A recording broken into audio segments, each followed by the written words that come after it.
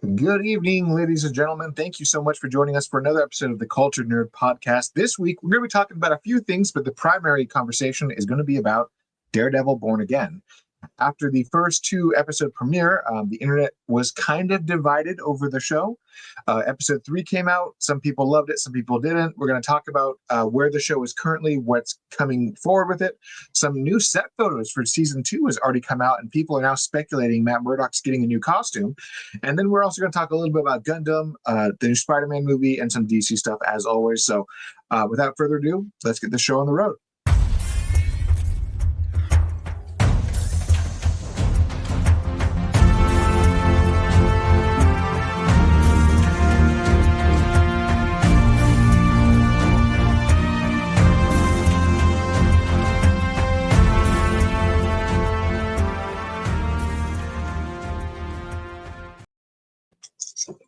And here we are. I'm so excited to talk about Daredevil. I like the Daredevil character. He's this on-again, off-again character in the Marvel Universe. Sometimes they push him, sometimes they don't. They're pushing him right now. They're pushing him right now. My lighting's super weird right now. I'm like... My lighting sucks too. We sprung forward. We haven't figured out our lighting. Yeah, we'll figure it out sometime. I think I just need to like black out this window so that my face doesn't look like I'm like that movie Powder from the 90s. No. Yeah, I have to do it too because I also look not like the movie Powder, but like a spooky movie. I don't know. Yeah, one of the two. I mean, I saw the premiere. I loved the premiere. I thought it was fantastic. I gave it a 9 out of 10. Some people argue that it should be more of an 8. I said more of an 8.59, my opinion. And all the complaints that I saw a lot of people making were all, to me, very superficial complaints. The first episode, that first 5 minutes with that weird CGI, that was the only complaint that I had about it. And that CGI issue went away after about 30 seconds. So I thought that, I think people were nitpicking and holding a grudge onto one sequence that they didn't like. But the rest of the storytelling was great. And I didn't have any issues with it. I thought it was fantastic so far. I feel like maybe the first episode should have been 90 minutes. I almost feel like these first 3 episodes, this story arc that we've just gone on. And to everybody at home, if you're not caught up with the show, unfortunately, you should probably duck out now. Probably come back in 10 minutes or so. And in 10 minutes, I'll let you know if you're allowed to come back. Okay, skip forward 10 minutes now. I knew that tiger guy was not going to be around because of how janky that mask looked. Like that costume looked not like a person that was going to be around for a long time. Well, it's not even that. So, I mean, I saw the set videos from like a year ago of the dirty cop executing him in the street. So I saw that coming a mile away. I think it's very interesting that and I think people need to give it a little bit more time to really see what's happening because this show, it's going to stick this landing pretty hard. Laying the groundwork for X-Men. This is all... for a lot of things. No, but White Tiger's not an X-Men. He's not a mutant. He's anything. He actually has a magic amulet. I know, no. The family gets. And what I mean is, we are sprinkling a world where humans are getting angry at these masked vigilantes. Yeah. The fact that they killed him like a boy's character, you know what I mean? Like, oh, you have a superpower? Well, I put a gun to your head. So now this is my superpower.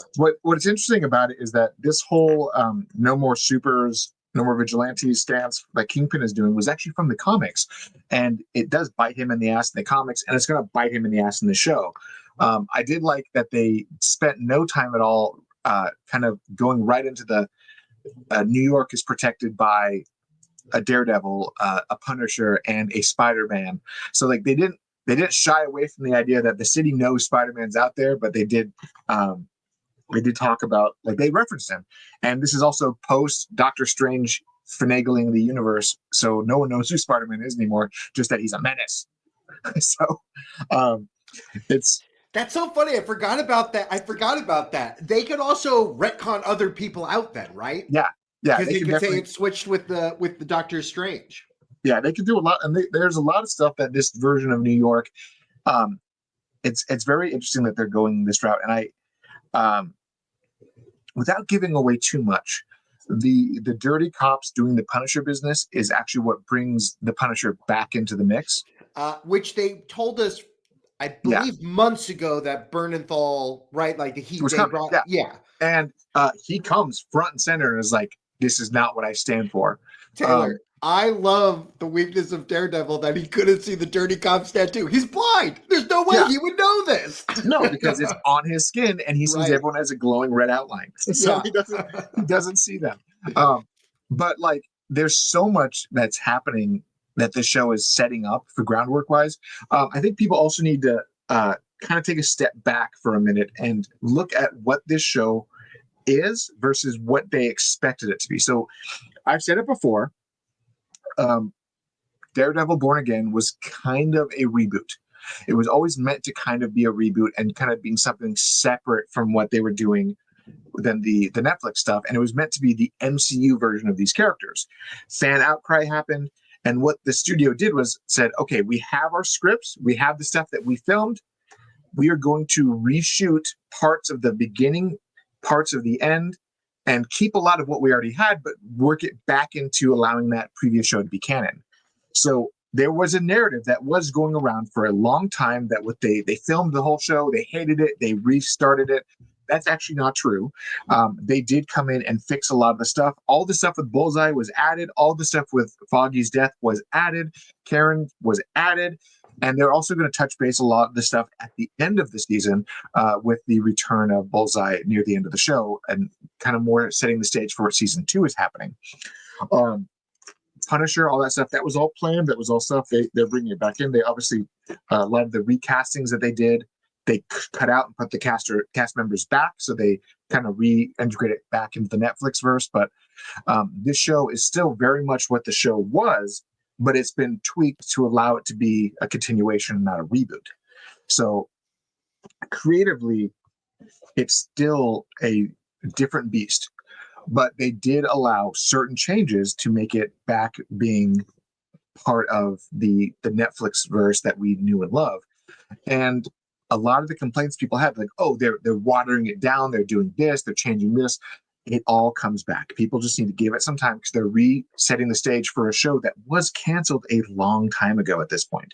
I don't feel like the show feels watered down at all. I especially now that I mean, he like kills that one cop in the apartment, like gives away his secret, right? Like Yeah. I feel like everything's been pretty brutal in the show Yeah, so and far. I it's don't feel going to like get it's more tucking brutal. away from that. It's going to get more brutal because people also tend to forget that the villain, one of the villains of this show, is a pretty hardcore villain, and they haven't even got to him yet. We just saw that one silhouette version of him spray painting a Fisk mural. We haven't even got to this dude yet. But there's a lot of stuff happening behind the scenes, and they're really leaning into the MCU side of let the fantastical exist, because Netflix was very much Daredevil is here, but we're going to try to shy away from the fantastical as much as we can. And now they're like, no, we don't have to. We saw him doing flips and shit on She-Hulk. He's flexible now. So they are definitely going to be doing a lot more with the more MCU comic inspired stuff. But I also think you need a season 2. I think you also need a season 2 to then allow the revolving doors of like 5 other heroes in the city that we've already seen in these Disney Plus shows. Yeah. All of them can come in. I don't think they should come in yet because Daredevil needs to break open the door and saying us mass vigilantes are here to fight for the justice. And then people are going to come. But I think that needs to, you're right. You do need to let that simmer. And I like the idea as well that they're going to take those gangs. They're like, hey, don't fight amongst yourselves. Go kill Daredevil. And that's going to get the city on fire. There's going to be a lot of stuff. And a lot of people, it's funny because Twitter has become even more political than it used to be, which is funny in weird ways. So give it to you. Yeah. So some of the complaints that I saw a lot was the janky CGI, but only in that first sequence. The rest of the CGI was perfectly fine. So I think people are just nitpicking at that weird shot. Do you think that got rushed? Do you think that was one of the things that it was one of those last minute, like we got to tie this together to fix a shot that we didn't have ready yet. Okay. But that was a rush one. The rest of the show is still cooking, and it's going to be great. A lot of people were like, "Oh, they based this all off of Trump." No, they didn't. Fisk did this in the comics years before Trump even became president. So this is all from the comics. It's purely coincidental at this point. It's purely coincidental that the president of the United States is a maniac and seems like only a maniac from fiction. Yeah, I get it. Yeah. And then you've got some people saying, oh, they watered down his Catholicism. And I'm like, no, they didn't actually. There was a shot where he went up to a cathedral to listen to mass because he feels too dirty to walk in church anymore because of what he did. It's still upped his front and center. Yeah, they upped his hearing power like 9 times, right? He's like listening to stuff through walls now, other buildings. They definitely MCU'd Daredevil back to comic power level and not what we saw in the first season where he was like, okay, this is just a dude that is also blind, but he's a little bit powerful. No, he's like, now he's doing flips and shit because he has Daredevil powers. So like they're definitely making him more aligned with the comic version. And then, like I said, Punisher's coming into play very soon. There's a lot of seeds, a lot of groundwork coming into play. Them not killing off Bullseye was intentional, and there's going to be some repercussions to that. Can we get a kid to get the tiger amulet so he could be the new? Can he join one of... Oh, the lady! Yeah, so in the comics, White Tiger is actually the niece of this guy. And they're setting that stage, because that amulet, he even said, the amulet gives me my powers. Family is going to get his personal effects, and one of the family members is going to say, this is not okay, I need to go do something. Hot dog. Great. I'm so happy we get it's funny that even in this show, you're right, it's not grounded. We brought a magic character, like a magic straight up magic character. Like they're like, a lot mystical like amulet. Yeah, a lot like Iron Fist. So they're definitely kind of leaning into that comic stuff a bit more. Do they just do the whole Defenders all show up at once and see at the end of season 2? I'm fully expecting that. One thing that I did think was pretty cool, and a lot of people caught onto this, and when I asked one of my contacts who works on the show, they answered all of my questions except for this one. So they purposely ignored it. And I'm like, okay, that's cool to see. So in the first episode, when right before the big death happened, they did something that is very unique that makes a lot of people think that he's not actually gone. So in the comics, there was a specific comic book run called the I think it was like The Life and Death of Foggy Nelson. The Secret Life of Foggy Nelson, right? So it was in Daredevil 468, I believe. And in that first shot, when you see them leaving that restaurant, you have a big 468 on the screen next to the address. And in that comic, what ends up happening was Foggy gets killed, and they were able to resuscitate him at the hospital. But because of what happened, they put him into witness protection and hid him. So the fact that both actors, Foggy and Karen, are signed on for season 2, a lot of people are speculating maybe Foggy's not dead, or maybe they're doing more backstory stuff. But this could be the Secret Life of Foggy Nelson being a major plot point of the second season. I think they should do backstory stuff. I think that there's enough that we haven't seen that I think we can sprinkle into the show. But that would be great, because I know that in the original incarnation, they killed both of these characters off. It's wonderful that they actually listened to people and said, I would like these characters in the universe. Yeah. I would love for them to take that angle, because I think that friendship is so important to Daredevil. It is. Because right now, Matt Murdock doesn't have anybody. And this girlfriend of his, she ain't going to stick around that much longer, okay? No, because you definitely can see from a mile away that she's probably going to get murdered by the main villain of the show. You can see that happening because she just took him on as a client, and he's probably going to kill her. And I love them taking TV tropes that, like, oh, remember The Sopranos? The best part of The Sopranos was when they was in therapy. It's like, great, let's recreate incarnations of that, watching them have the real fight before she comes in. Yeah. So there's a lot of stuff that they're doing that's pulling from some great source material, comic-wise and show-wise, which I think people need to just give this show a chance, because it's not the same thing as Netflix, but people are shitting on it because they think it's Disney. Okay. So where does the yellow suit fall? Okay, so we saw the yellow suit. Was that just like his LA costume? Where does that fall in the pantheon of this? So they're going to go into it, because at one point you're going to see his armory, and he's going to have his yellow suit on display, and people are going to see it there. Basically this has been the evolution of him. Because remember, the last time he wore the suit was technically when Bullseye was wearing the suit and killing people using it.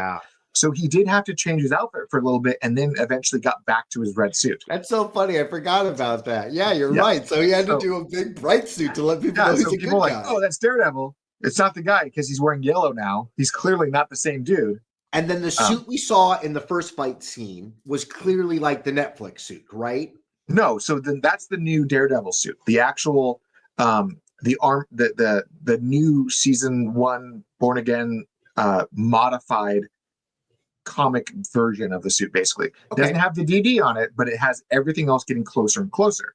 Now, as we get to that, one thing that I want to bring up, because this was something that a lot of people were seeing already earlier today, they're filming season 2 right now. Some shots of Charlie Cox came up online, and people are noticing very quickly the suit that he is wearing is not the same coloring. And people immediately start speculating because they're like, oh, wait, so it looks similar boots, but the boots are also missing all the red that was on the boots. Because in the Daredevil costume that we have on the show, they are still the black boots with the black armor plating, but it also has a lot of red on those boots too. These boots are just straight black on black. The other thing is the neck and collar spot is also pure black, not red anymore. So people quickly said, is this new suit, because the new suit is currently wearing is in the middle. That's the more red suit. People are now speculating that season 2 is going to happen either in the almost iconic armor at this point, because people are like, oh, the 90s Daredevil, when he went to the dark time of wearing armor, people have thrown back and saying, actually, it's not as bad as we gave it. You crucified it for a long time, but it kind of works now. People are speculating that it's either the Shadowland black suit, or it's even that suit, or just maybe they tweak the suit again and it's just another version of the suit that's got more changes to it. But either way, Marvel felt necessity to have him wear a robe to not let people see that he was wearing the new costume. Is Daredevil a Batman? Does Daredevil have a plethora of suits depending on the season? He has a plethora of suits because he's always modifying his stuff to make him more useful. But the one thing that a lot of people got wrong, I mean, in the Ben Affleck Daredevil movie, where you see his like armory of stuff, that's very akin to the comics, where he does have just a shit ton of stuff. And they're always like, Matt, why are you so broke all the time? It's because he's using all of his lawyer money to buy more crap for his vigilante stuff. But they're not quite like Batcave level Daredevil, but it might get to that point eventually where he's like, I need to be agile, but I also need some armor because this dude has guns. Like they're eventually going to get into like him getting more comic booky. I feel like I always think about these heroes as wrestlers. So if the goal is to elevate Daredevil, he probably needs to be in the Secret War. And if he's going to be in the Secret War, maybe that's the armored version that some scientist gives him, right? They armor him out with vibranium. Just the random dude that builds his crap for him in like the first show. I think that the Shadowland, like maybe he's like, I did the bright costume, I did the red, now I'm going black because I don't want people to know about what I'm doing. Yeah. I really need to hit these guys hard. Yeah, maybe they go that route, and maybe it's just part of his evolution of a character. Like, I have to become more of a monster because of what they're doing to me, and they're pulling me back in, and I'm letting the beast out, and he just starts wearing black, but he has the Daredevil stuff.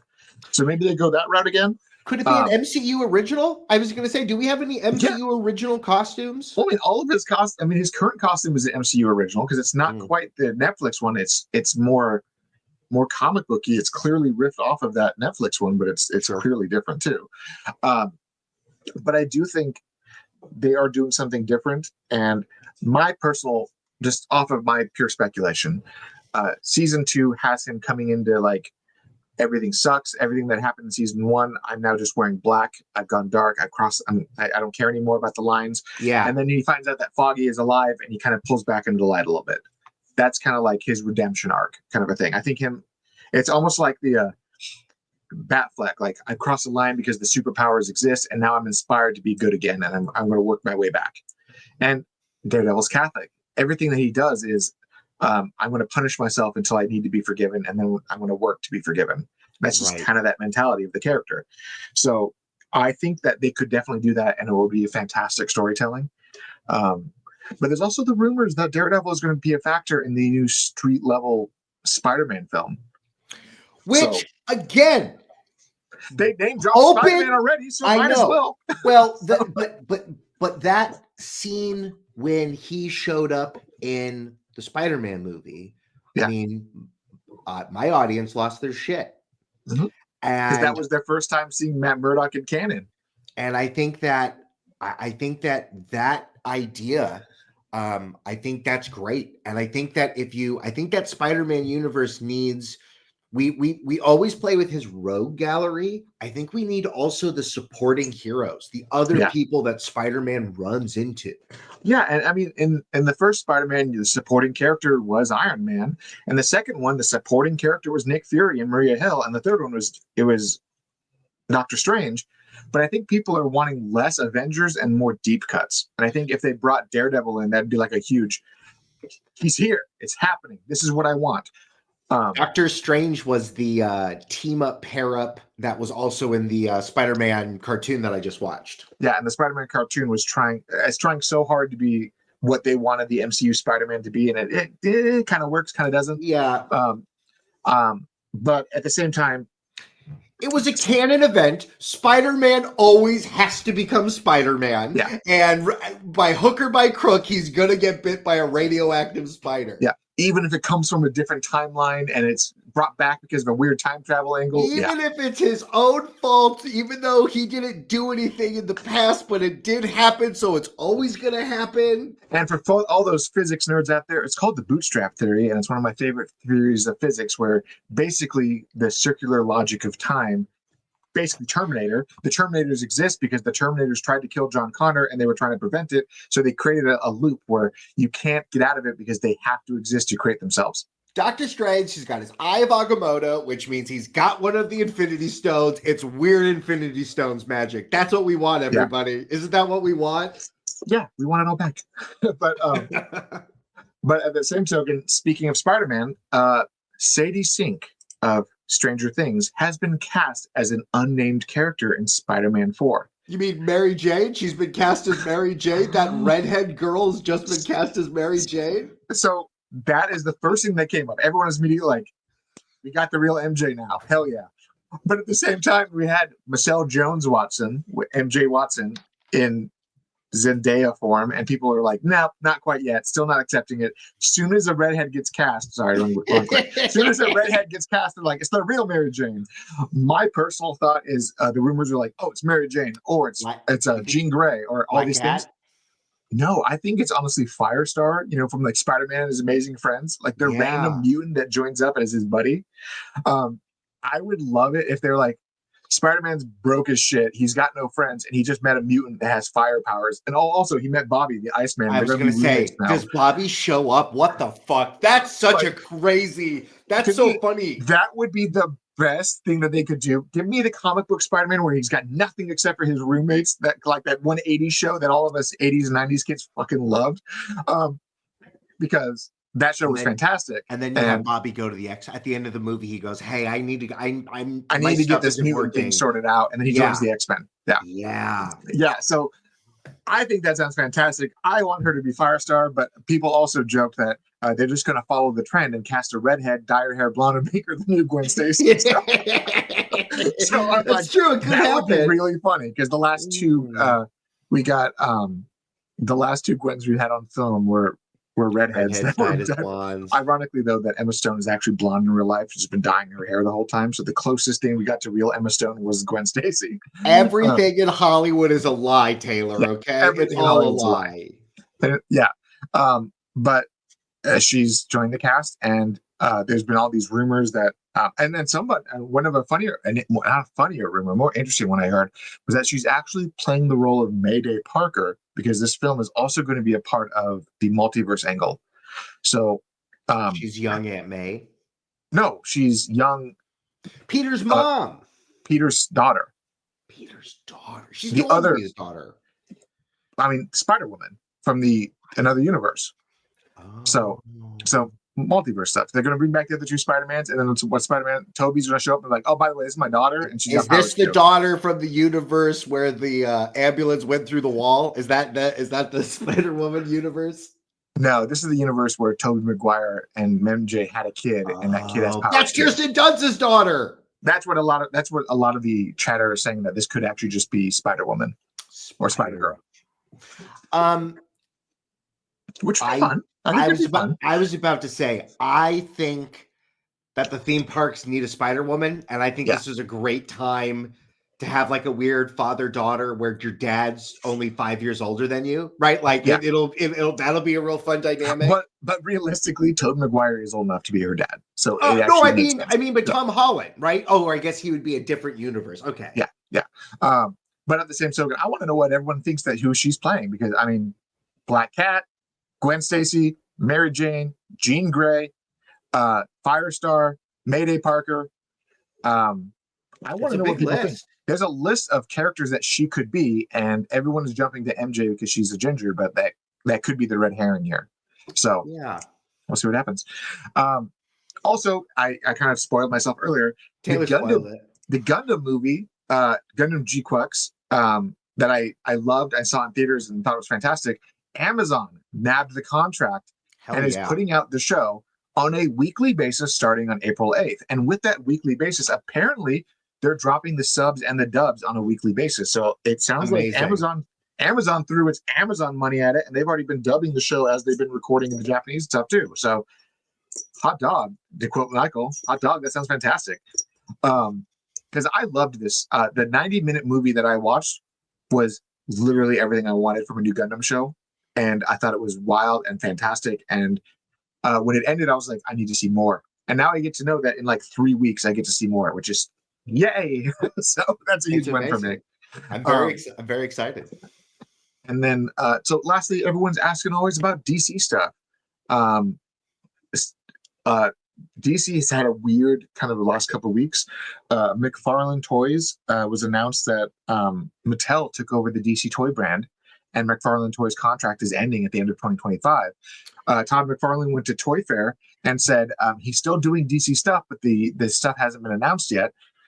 So it sounds like they may be doing a different line of DC. Maybe the DC multiverse stuff will be a little bit more niche and more McFarlane-y going forward. Also, the fact that Mattel got granted the 6-inch figures and McFarlane's been making 7-inch figures, there's a lot of semantics there. But we know that there is no ill will, nothing bad is happening behind the scenes. McFarlane just got undercut on the bid and the contract went elsewhere, but he's still planning on working on DC stuff going forward. So we might get some cool stuff like these giant Batman masks. Mattel's not making those. I'm willing to bet that he's going to still be able to make like the cars, the masks, the niche stuff, all the statues and stuff, like all the fun stuff, like my little Robert Pattinson Batman statue right there, from one of his PVC statues that he put out. It was fantastic. I'm probably going to repaint some of it because they didn't paint it the way I liked it. But like my Batman Forever Batman, he came out, obviously I'm not finished painting him yet, but they put the figure as blue, and in the movie the Sonic suit was silver, so I've been repainting it and making it not blue, so you can see like the work in progress. Where I didn't remember it's called the Sonic suit. They never said that in the movie. What they did is, you want the prototype Sonic suit? He's like, it's not ready, but this is a good test run. And then it has those like flip down eyes where he can like see in the dark and shit. Oh, I might have to watch that movie again. I love that movie. And we saw it when we were kids, and it was a great film. I used the McDonald's cup still. Oh yeah, I have mine sitting on my desk here somewhere. I will find it somewhere. It's good. I don't drink out of it because I want to keep it like not. Oh, it's right here. Oh, I bought mine off eBay to drink out of. I have 4 of them. They're upside down. I have 1 of each. I drink out of them all the time. No, this is the one that I got when we were kids. I still maintain that this is my original one that I bought back in like 97, 98. Like this is the original one I got from McDonald's all the many moons ago. I don't know where mine is. 95? Was I only that old? Yeah, man. Well, I wanted the Batman one, and I got the Batman one in my entire life. I think it was 5th grade because I had the poster and I had that album. No, I could have sworn 5th grade was Batman and Robin. I think it was like 3rd grade. 4th grade then? Third or 4th grade. Might have been 4th. Because I remember when we did our like 5th grade trip to Sacramento, I had my Batman and Robin shirt on my trip to Sacramento. So that was later. Hot dog. But Yeah, I don't know. Hindsight's 2020, but Batman Forever is the better of the two, and I still have my cup, and it's my original cup, and I haven't. I'm going to go eBay the other three, but this is the one that I bought because I didn't care about the other three. I just wanted Batman. That's how I was as a Maybe the kid. other four, you'll get them. I got mine for like $30. I know I can find the whole set for 25, but do I need two Batman cups? The Yes. babies need them. The babies, Yeah. then they can drink out For of them. for posterity purposes, I will get a second. um, But then, so yes, McFarlane's having some contract stuff going on with the Batman license. A lot of the internet is losing its mind because they some love the McFarlane figures, some hate them. I didn't start collecting the DC figures until McFarlane started doing them because I didn't like the Mattel figures. My son had those, and I thought they were kind of like, eh. So as soon as McFarlane started making his figures, I'm like, these are way more detailed, and this is actually worth the $20 a figure. So yes, I'll buy these. They probably will not be as good as that. Let's wait and see what they look like. Yeah. And then, so some insider chatter has been happening regarding Superman.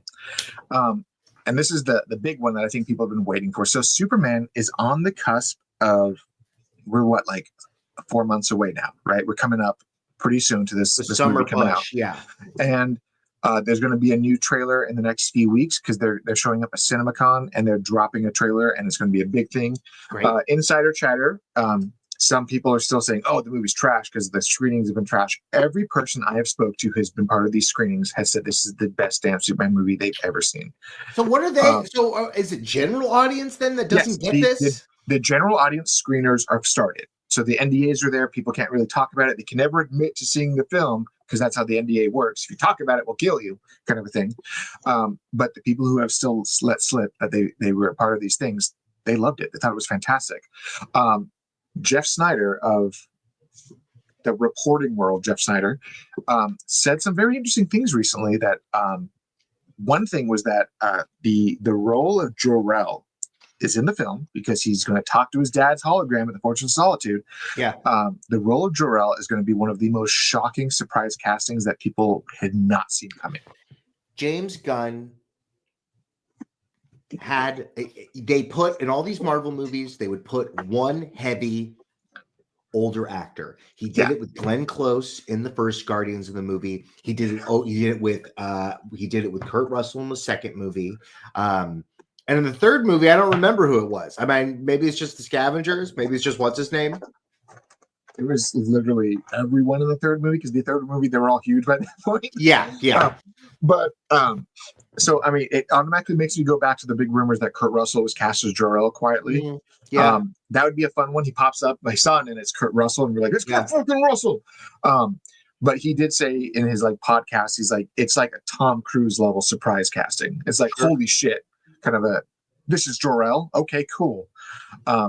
So a lot of people are now trying to speculate who Jor-El is, which is pretty fun. And I think that's the fun part of the stuff when the rumor comes out that who could this be? And it's probably going to be just like Chris Pratt or something. It's going to be something like that. But Taylor, what if it was Kevin Costner? Ooh, that would what if it's a human dad to alien dad? It's Zack Snyder. He's going to come in as Jor-El. That's going to be the internet's meltdown moment where they're like, "Oh God, it's Zack Snyder as Jor-El." It could be. You know who comes to mind? Henry Cavill. Liam Neeson comes to mind for like a heavy, someone that brings that gravitas. Because it's got to be someone action adjacent because you want to think about him fighting in his prime. But it's also Jor-El, the best scientist on the planet. And could it just be Tom Cruise? That'd be fun though, wouldn't it? It'd be a lot of fun if it was just Tom Cruise. But interestingly enough, it sounds like the future of Warner Brothers Discovery is also hinging on this movie being a success because apparently Zaslav is so confident in this film that if this works, it sounds like Peter Safran may actually be replacing DeLuca and Abdi as the head of Warner Brothers Entertainment, and Gunn will just become the head of DC Studios. Wow. Which is a huge thing because if this works, and it's fully possible, that everything that DC has made so far has blown away the executives, and the executives have been having all these screenings, all these conversations, all these behind the doors, like here's more info, what's happening. They have been so damn impressed by this whole thing that they're like, maybe these guys can kind of fix WB now.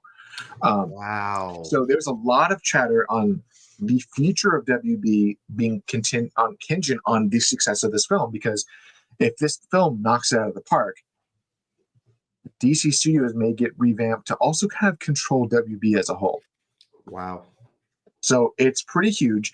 But even then, the tracking behind this thing, the hype is still there. The trailer is still doing banger numbers. The next trailer is going to be not quite the emotional push and more of the, oh, this is the plot and here's some action. We're gonna see the beginning fight scenes. Yeah, it's probably going to be the Godzilla thing again, because that's the beginning fight scene. So there's going to be a lot more stuff, and I think people are going to really quickly realize that, oh, this is a different take on Superman, and this is going to be a lot of fun. So the first one blew up numbers that no one ever saw, no one expected, and the second one, if it does the same, then you can pretty much guarantee this movie's going to make its money if they just continue that momentum. Well, we will have to wait for another day, but hopefully we get to. Can't wait to watch it. I can't wait to watch it either. It looks exciting. I'm ready. I'm ready. Take us home. But now we're ready for the end of the show. Head on over to the patreon.com/theculturenerd if you would like to sign up to be one of our patrons. Thank you to all of our wonderful patrons for keeping us afloat. If you have those cell phones, please like, comment, subscribe, share this with other people. If you know anybody that loves Daredevil, send them this way. Who do you think that girl from Stranger Things is going to be? Put it in the comments down below. Taylor Murphy is your host. I'm Michael Santel. I'm your co-host. Have a wonderful day. Have a wonderful weekend. Drink water, eat food, take care of yourselves, and we'll see all you kids and cats next time. I forgot something, actually. So one thing that we talked about on the main channel is that we do have a monthly giveaway. And the monthly giveaway this month, I actually put together a nice little care package of stuff that I want to give away. Yeah, this is my giveaway for the month. I put together a 3 items that I would love to give to the winner of this month. We're going to do a month. Each one of our episodes, we're going to ask a question. Every time you like, comment, and answer the question in the comments, you get entered in. At the end of it, I'm going to tell everyone who wins. But those who do follow us on social media, this month's giveaway is actually going to be something pretty cool. If it just loads up and I tell it to, I got right here in my hands, I was able to track down the constantly sold out model for the Gundam movie, the new Gundam G-Quads. I was able to get another one because I bought mine and then it was sold out everywhere. And then my local comic shop ordered a shit ton of them and I bought it as everyone else was grabbing them off the shelf. So I got one more for everybody. What's the official question that they should be answering then? And then with the giveaway, Absolute Batman #1 and the new Ultimate Spider-Man #1. And if you haven't read the new Ultimate Spider-Man, I love this Ultimate Spider-Man run. He is an adult. He's got like 2 kids, and he becomes Spider-Man as an adult, which is a very different take on him becoming the hero. And it's a very different universe, and it's super fun. I love it. Does that mean he like takes care of bad guys quickly because he can't afford to get hurt and leave his family? He's got a beard. Yeah. Oh, no. You just got to read it. I mean, okay, I'll read it. I'll go get it. I'll read it. It's like 11 issues in now, and they just introduced the new take on Kraven, and he's like mohawk and tribal tattoos and crazy looking. Love it. Really cool.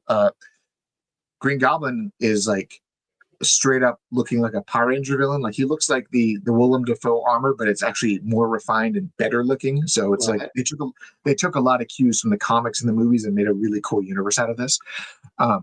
But like I said, last week we had the question of the week. People have answered. You've been entered in the drawing. This week, the question is, who do you think Sadie Sink is playing in Spider-Man 4? Sound off. Tell us what you think. I have to learn her name. I can't believe this young lady is going to be in the movies now. Sadie Sink. Michael, she won people over, not with Stranger Things, but with The Whale. And that movie made everyone just blubber. And I never saw The Whale. You are the one that I would have assumed saw it in theaters. No, I didn't see. It's the one Brendan Fraser joint I haven't seen yet. I'll do my homework. Watch it because it's going to wreck you emotionally. And Brendan Fraser's a gem, and I love that he did this because it was so Brendan good. Fraser. We're very pro Brendan Fraser on this show. If Brendan Fraser would like to come on the Cultured Nerd, you are invited. He won my childhood with his roles at George of the Jungle and Encino Man, and then he solidified as one of the greats from his role in The Mummy, and now he's back. and it's the Brendan Fraser world that he's just back again, and I love it. Don't forget to watch Blast from the Past, everybody. It is a banger. I showed that movie to my wife for the first time a couple months ago, and she's like, "Do we have more movies like this?" I'm like, "With Brendan Fraser, we have a lot." Yeah. I'm going to show her Bedazzled next. That movie's just Ooh, ridiculous, but it's a fun one. That's a really fun one. Deep cut. Enjoy it, everybody. Okay. Answer the question about who she's going to be if you want to be entered in to win all that cool shit. Second question is you can talk about Brendan Fraser as much as you want to. Thanks, everybody. Yeah. Bye.